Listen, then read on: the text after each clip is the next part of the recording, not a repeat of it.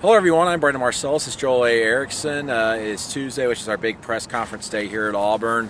A lot of topics, talking about defense coordinator Ellis Johnson, the confidence in that staff. Says Gus Malzahn said he's still got confidence in them. But really, I think the big topic and what's on everybody's mind is this team like just simply worn down from this brutal schedule they've played, which arguably is the toughest schedule in the nation, number one, and number two, the toughest maybe in school history, or at least second to that 1983 season when they played 8 bowl games, including 6 teams that were ranked, and 5 were in the top 10. I say that to say this, Joel. From what we've seen, do you think that this team maybe is showing some wear and tear a little bit? I think the defense definitely is. And the reason I say that is it didn't all go at once.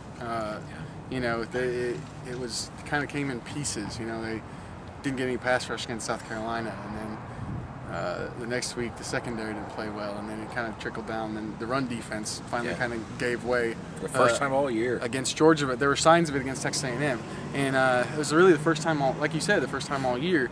And that you play so many games, you get all that stuff going, and you start having issues in one thing. Sometimes it spills over to another thing.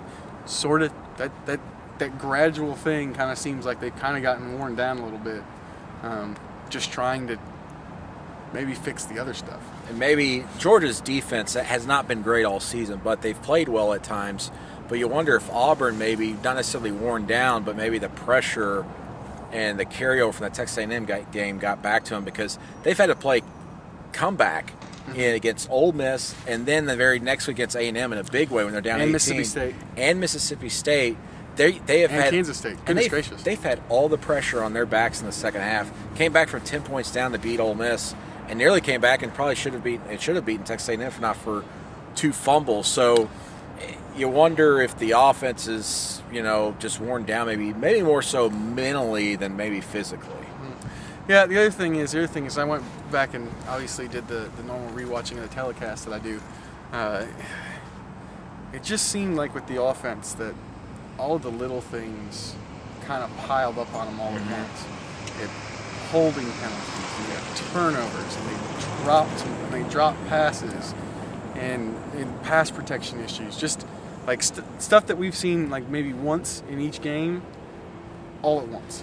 And you wonder if that's not just the weight of having to do everything and feeling under that pressure the whole time. Yeah, we asked Rhett Lashley, I think last week, do you feel like your offense has got to score a touchdown every drive, every possession? And obviously coaches believe they should, but there's a difference between believing it and knowing you have to, because your defense isn't doing so well. And maybe we're finally starting to see the cracks a little bit, because when you have that pressure, that's when mistakes come up. And let's face it, Auburn's made a lot of mistakes, penalties, blown assignments, things of that sort over the last 3 to 4 weeks of the season.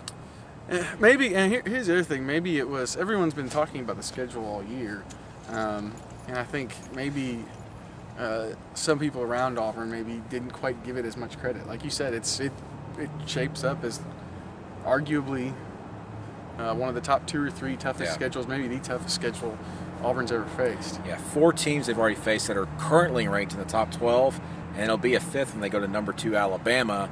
So many road games too.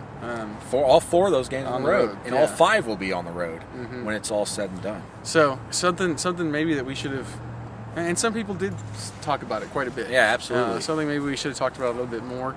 We'll have much more coming up on how Auburn's dealing with that and the Samford game at AL.com.